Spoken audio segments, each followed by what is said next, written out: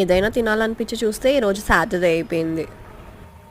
ఇంకేం చేస్తాంలే అని కిచెన్లోకి వెళ్తే నాకు పొటాటోస్ కనిపించాయి. సో పొటాటోస్తో నేను ఆలూ శాండ్విచ్ చేశాను. ఎలా చేయాలో చూద్దాం రండి. ఫస్ట్ పొటాటోస్ అన్ని బాయిల్ చేయాలి. బాయిల్ చేశాక ఇలా మ్యాష్ చేయాలి. నేను ఫస్ట్ చూపించాను కదా, అలా మీరు ఆనియన్స్, చిల్లీస్, క్యారెట్, క్యాబేజ్ ఇంకా కొత్తిమీర కోసుకొని ఉంచుకోవాలి. సో అది మ్యాష్ చేసిన దాంట్లో గరం మసాలా యాడ్ చేసుకొని ఫుల్గా కలిపేసుకోవాలి. గరం మసాలా, బిర్యానీ మసాలా, ఇంకా చికెన్ మసాలా, ఇంకా ఏమైనా మసాలాస్ మీ దగ్గర ఉంటే చాట్ మసాలా కూడా యూస్ చేసుకోవచ్చు. ఇంకా ఏదైనా వేసేసుకోవాలి. సో అలానే కారం, సాల్ట్ కూడా యాడ్ చేసుకొని బాగా మిక్స్ చేసుకోవాలి.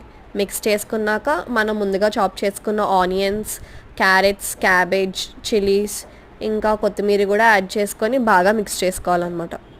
చూడండి ఎలా వేస్తున్నాను. సో అలా మిక్స్ చేసుకోవాలి.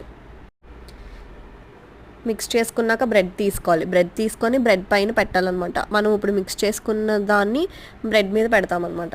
ఇలా బ్రెడ్ మీద పెట్టి ఇంకో బ్రెడ్తో దాన్ని మూస్తాం. ఇలా మూసేసి నేను ఇప్పుడు ప్యాన్ హీట్ చేసుకొని మనం ముందుగా పెట్టుకున్న బ్రెడ్ని 2 సైడ్స్ రోస్ట్ చేశాను అనమాట. రోస్ట్ చేస్తే చాలా బాగా వచ్చింది. చూడండి, మీరు ఫుల్గా మార్చేయకుండా ఇలా చేసుకుంటే నేను టేస్ట్ కూడా చేశాను.